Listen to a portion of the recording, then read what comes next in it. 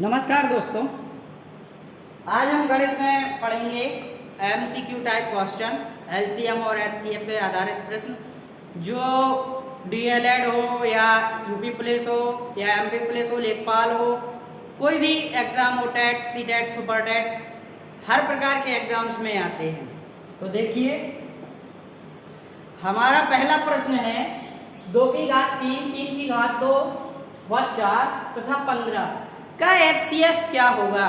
तो देखिए, एचसीएफ जो होता है हाईएस्ट कॉमन फैक्टर, माने बड़े से बड़ा उभयनिष्ठ गुणनखंड। उभयनिष्ठ का मतलब होता है कि वो जितनी भी संख्याएं हैं उन सभी संख्याओं में कॉमन होना चाहिए, ठीक है, वो हमारा एचसीएफ कहलाता है। अब हमारा जो प्रश्न है, क्या इस प्रश्न में कोई ऐसी संख्या है जो कॉमन है, देखते हैं हम। तो देखिए, 2 की घात 3, 3 की घात 2, 4 तथा 15। देखिए 2 है, 3 में भाग नहीं जाएगा 2 का, 15 है, भाग नहीं जाएगा, इसलिए कॉमन तो इसमें कुछ नहीं है। इसलिए जब कोई भी संख्या कॉमन नहीं होती है, कोई भी गुणनखंड कॉमन नहीं होता है, तब उस संख्याओं का एचसीएफ 1 होता है, 1 होता है, ठीक है। तो वैसे तो यहाँ पे एचसीएफ 1 है, लेकिन हम सॉल्व करके देख सकते हैं। 2 की घात 3, 2 की घात 3 तो कितना हुआ, 8 हुआ, 3 की घात 2 तो 9 हुआ, 4 तो 4 ही हुआ, 15 तो 15, ठीक है। अब इसमें कोई ऐसी संख्या नहीं है जिसका एक दूसरे में भाग देने पे कोई संख्या कॉमन आ जाए। 4 का 8 में दे रहे हैं तो 2 बार जाएगा, लेकिन 4 का 9 में दे रहे हैं तो एक भी बार नहीं जाएगा, या 9 का 15 में दे रहे हैं, या 9 का 8 में दे रहे हैं, या 8 का 9 में दे रहे हैं, कोई संख्या कॉमन नहीं है। लेकिन यहाँ पे एक संख्या कॉमन है, 1। तो यहाँ पे एचसीएफ जो होगा हमारा 1 होगा, एचसीएफ बराबर 1।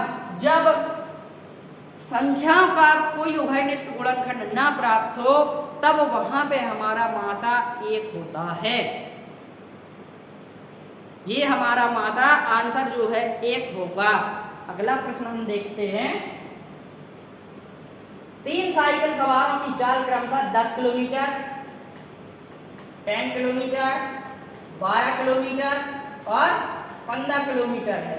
तीनों द्वारा चली गई कम से कम लोवेस्ट कॉमन मल्टीपल लघुत्तम समापवर्त। जहां पे आ जाए कम से कम, तो वहां पे हमें कुछ नहीं, सीधी बात, कम से कम आया है तो हमें लासा निकाल देना है, ठीक है। तो यहाँ पे हम लासा निकालेंगे। 10, 12, 15 का लासा होगा कितना, देखिए 15।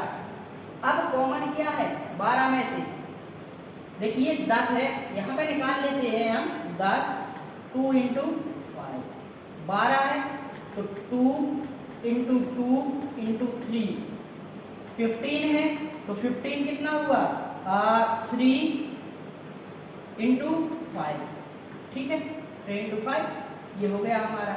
तो देखिए क्या है, यहाँ पे क्या करेंगे हम कि पहले निकालेंगे एलसीएम निकालने के लिए जो चीज सब में कॉमन है। तो देखिए इस वाले कॉलम में 2 कॉमन, 2 आ गया। यहाँ पे हमारा कॉमन वाले ले लेते हैं, 3 कॉमन है तो 3 ले लिया। अब ये संख्याएं अधिक हैं, ठीक है, तो 5 और फिर कितना हुआ, क्योंकि 5 यहाँ है और 5 यहाँ है, दोनों में है तो कॉमन हो गया। तो 2, 3, 5, 2, 3, 6, 5, 30 दूनी 60। एलसीएम हमारा आया कितना, 60, ठीक है, एलसीएम आया हमारा 60 आया। इस प्रकार से हम इस प्रश्न को हल कर सकते हैं। अगला हमारा प्रश्न जो है वो है 5 अंकों की। देखिए सबसे पहले 5 अंकों की बड़ी से बड़ी संख्या, तो यहाँ पे लिखेंगे हम 5 अंकों की बड़ी से बड़ी संख्या क्या होगी, 9999, ठीक है। अब क्या कह रहा है, जो 70, 75, 80 से पूरी तरह विभाजित हो, इस संख्या से पूरी तरह विभाजित हो, तो हम सबको कॉमन एक बार भाग नहीं देंगे। एक बार देने पे भाग बहुत ज़्यादा लंबी प्रोसेस हो जाएगी।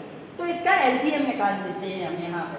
तो देखिए 70 75 और 80 का एलसीएम निकाल लेंगे हम तो कितना आएगा हमारा, देखिए 2, 35, 75, 40, 2, 35, 75, 20, 2, 35, 75, 10, 2, 35, 75, 5, फिर 3 का दे दिया या 5 का ही दे दो, 5 का दे दो, ठीक है। 5 7 35, 15, 1, फिर अब काय का दे दो, 5 का फिर दे दो, 7 3 1, 3 का दे दो, 7 1, 7 का दे दो। तो देखिए ये आ गया हमारा एलसीएम। एलसीएम कितना आएगा, गुणा करके देख लेते हैं।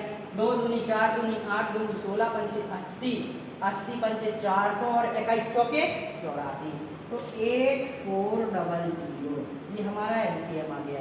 अब इस संख्या ये सबसे बड़ी, ठीक है, तो हमें बड़ी से बड़ी संख्या निकालनी है। ये संख्या नहीं है, 8400 से ये संख्या पूरी पूरी डिवाइड नहीं होगी, है ना, तो 8400 का भाग देंगे हम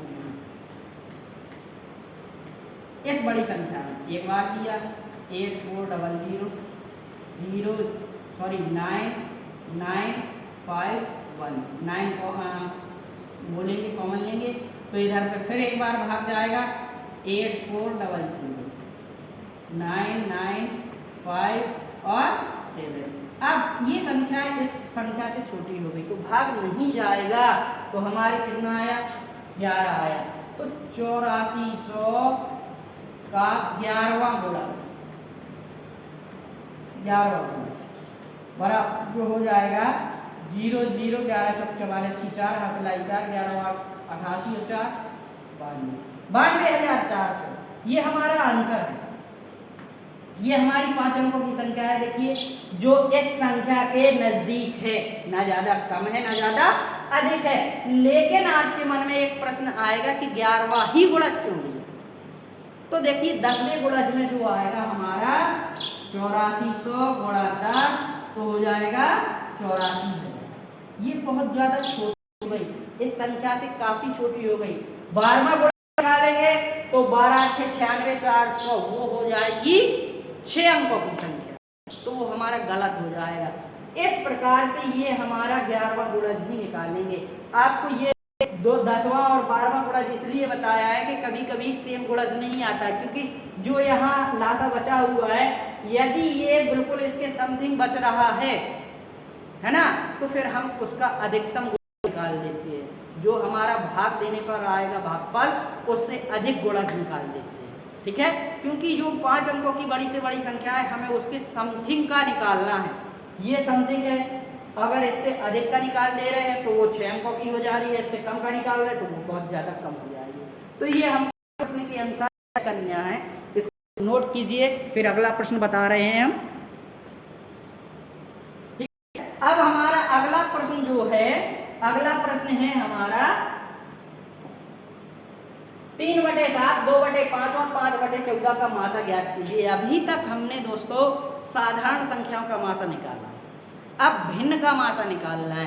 तो भिन्न के मासा को निकालने में कोई दिक्कत नहीं है, जो प्रश्न जो कह रहा है हमको उसी आधार पर निकाल देना है। जैसे इसने इस प्रश्न ने कहा है कि मासा निकालिए, भिन्न का मासा निकालिए, तो फॉर्मूला क्या होता है या नियम क्या होता है, भिन्न का मासा बराबर जो यहाँ लिखा है वो ऊपर चला जाता है, माने अंश के साथ वही घटना घट जाती है, अंश का मासा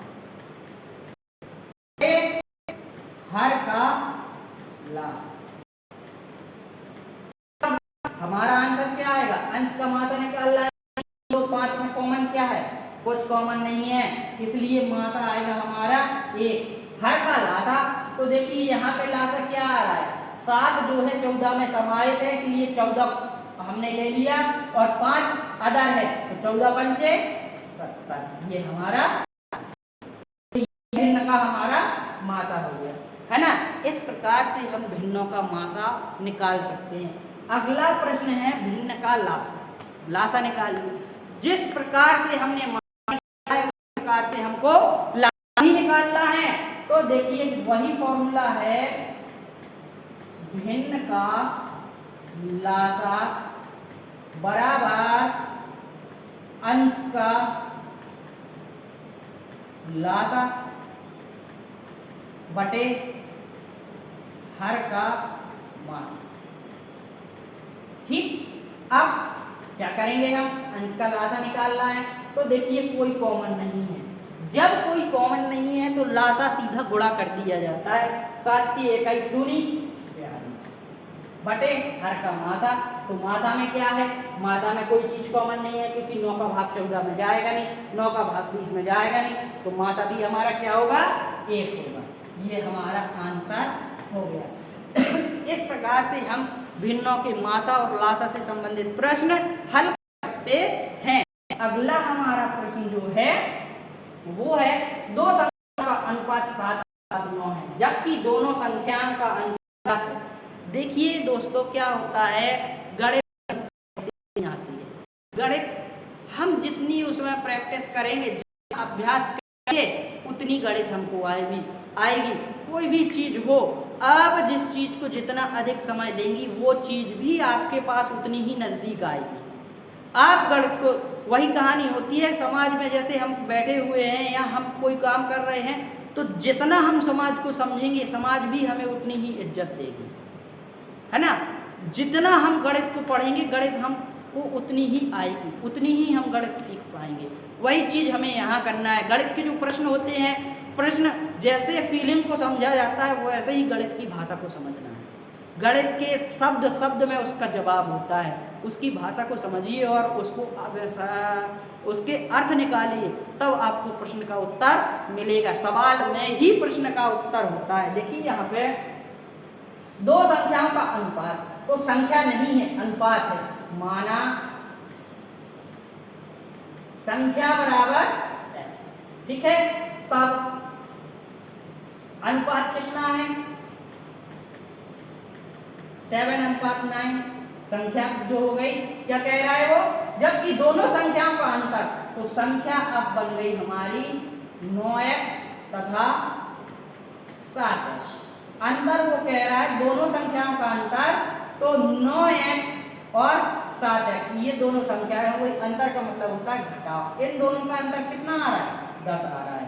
तो 2x बराबर 10, x बराबर 5, ठीक है, x बराबर 5। तब बड़ी संख्या बराबर क्या होगा, 9x, है ना, 9 ही बड़ा है। 9x बराबर 9 इंटू एक्स का मान कितना है, 5 है, तो 9 बना 45। ये हमारा आंसर कितना हुआ, 45। इस प्रकार से हम सवालों को सॉल्व कर सकते हैं। दोस्तों क्या होता है कि ट्रिक कभी कभी काम नहीं आती है। कोई प्रश्न है, एग्जाम देते समय प्रेशर बहुत अधिक होता है, वहाँ हम ट्रिक भूल जाते हैं। तो कोशिश भर पहले बेसिक मेथड सीखिए, बाद में ट्रिक सीखिए, क्योंकि बेसिक मेथड क्या होता है वो आपका हर तरह के प्रश्न में लग जाएगा। एक प्रश्न का मेथड दूसरे प्रश्न में काम आ जाएगा, लेकिन ट्रिक जो होती है वो प्रॉपर प्रश्न के लिए, उस टाइप के प्रश्न के लिए होती है, तो वो ट्रिक दूसरे तरह के प्रश्न में नहीं काम आती है। कोशिश आप बेसिक मेथड को सीखिए, जब बेसिक जाएंगे ट्रिक आप से बना सकते हैं। वीडियो पसंद आए तो ज़्यादा से ज़्यादा लाइक करें, शेयर करें, सब्सक्राइब करें, और कोई समस्या है तो हमारे टेलीग्राम चैनल टारगेट विद अभी सर पर मैसेज कर सकते हैं। धन्यवाद दोस्तों।